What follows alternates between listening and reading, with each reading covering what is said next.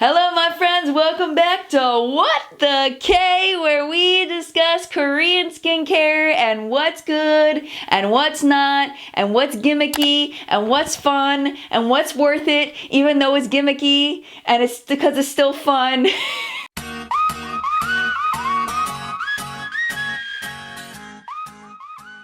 So today we're going to be testing out the Moly Shiny Skin Soap Egg Pore. What caught my eye about this is it looks like a little egg carton, and inside the little egg carton you get 2 eggs. They actually sell this as a 4-pack as well, where you get 2 brown eggs and 2 white eggs. And I've heard, I'm not sure where, but I heard that eggs are good for your hair and your face. So I thought, hey, let's try it. So before we get into the demo, which I've never used these before, so the first impression / demo of these, let me give you a little bit more detail about these. It was $9 on Amazon from Moly for the 2 eggs. I ordered it on February 22nd. It arrived on February 24th. So very, very fast shipping. So that comes out to $4.50 per egg or per soap.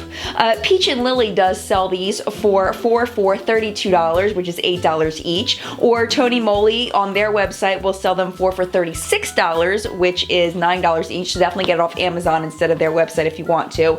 For some reason, Walmart has a 3-pack, which is very, very odd. So I don't know if that means 3 of the 2 packs because they picture a 2-pack. I don't know, but if you were gonna get 3 eggs for $32.68, that'd be about $11 each. Or for my UK friends, Beauty Cult has them 2 for £14.50, so £7.25 each. Let me read a little bit of the description here. It says, the secret to porcelain smooth skin, these egg-shaped soaps are enriched with purifying red clay, calming coconut oil, and egg white extract to eliminate grime and control excess sebum without leaving skin feeling stripped. Use the brightening white egg each morning and firming brown egg before bed. So we're gonna try the brown egg tonight. The directions say, lather the soap with water to produce a foam-like consistency and gently massage into the entire face and rinse. Or you can use it as a mask, according to this website. Moly's website does not talk about using it as a mask. I got these off the Beauty Cult website. But Moly does specifically say don't put it on your eyes or lips, so we're not going to use this to take off eye makeup today, but I am going to cleanse my face. I do have foundation on. I have the NYX drops, the serum droppy things that are relatively new. I have those on today. It has been a full day, so I'm sure they've worn off to some extent. And then we're going to use a toning pad to see how much of the makeup it has removed. One thing I thought that was very, very interesting about these is the website claims that the eggs are different, but when you look at the ingredients are exactly the same except for 2 very small things. So the first one is that the brown egg has something called yellow ochre or ochre clay in it. I couldn't find that as an ingredient anywhere. The only thing I found was that yellow ochre was a ingredient they used in cosmetics at like the beginning of finding out people used clay to decorate bodies. So I don't know as far as modern uses of it unless it's kaolin clay. If it is kaolin clay, I couldn't find any skin benefits to it. All I could find was that it's just kind of typically used as like a bulking agent or an anti-caking agent. It's used in a lot of eyeshadows actually. But the one site that I did that did say something about it being good said that it's good for eczema, but the same site, let me quote this. Some people, especially women, tend to consume kaolin, and this condition is called pica. Now, pica is a disorder. It's not like they don't use it for health benefits. It's a disorder where people eat things that aren't nutritious. So, for example, people may eat hair or paper or metal or stones or dirt or glass and kaolin. So I don't take this as being a reputable source. If you know anything about kaolin and the benefits to the skin, I would love to know your sources. I personally couldn't find any benefits to it. You do need to watch out for this product if you have sensitive skin. I found quite a few ingredients that are not good for sensitive skin, including this one is called triphenyllamine. It's a 5 on Environmental Working Group for irritation concern because of it's a strong alkaline substance. Sodium hydroxide, which is also known as lye, is also known as a skin irritant for some people. And then something called triclosan. Triclosan, it's a 7 on environmental working group. It's a preservative. There are contamination concerns and irritation concerns for this ingredient. So if you have sensitive skin, I absolutely do not recommend buying this product at all. I think that it would be very, very bad based on those ingredients. It maybe not for everybody, but just based solely on the ingredient list, I wouldn't recommend it to anybody with sensitive skin. I don't have sensitive skin, so I'm going to risk it. There's some good ingredients that are in here. Lauric acid, which is the fatty acid that's in coconut oil. Actual coconut oil is in this. Palm oil. Oh, another negative one is there is perfume in it. So if you are anti-perfume in your products, you definitely do not want to buy this. The only other difference between the brown egg and the white egg is that the egg substance, which is called hydrolyzed egg protein, is higher up in the white egg than it is in the brown egg. It seems to be falling later. So that would make you assume that there's a possibility that there may be more hydrolyzed egg protein in the white than in the brown.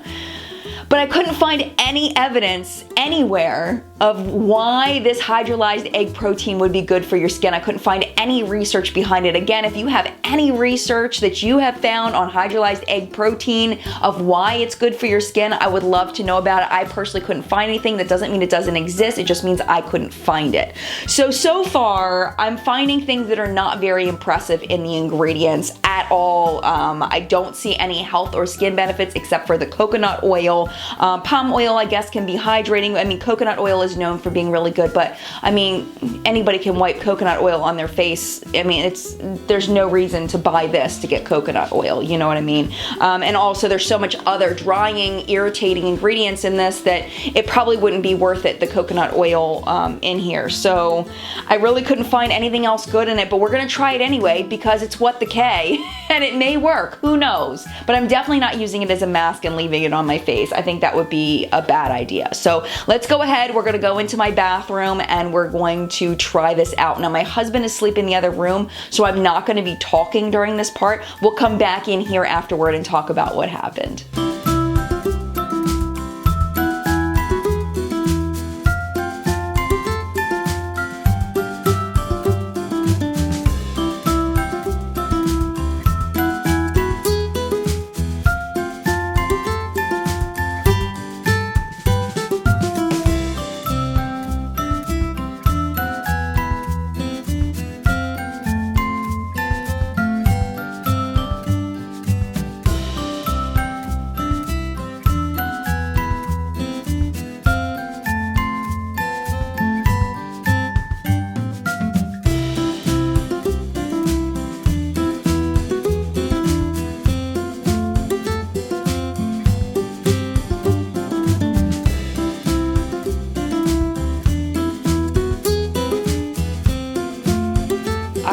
So let's talk about what happened.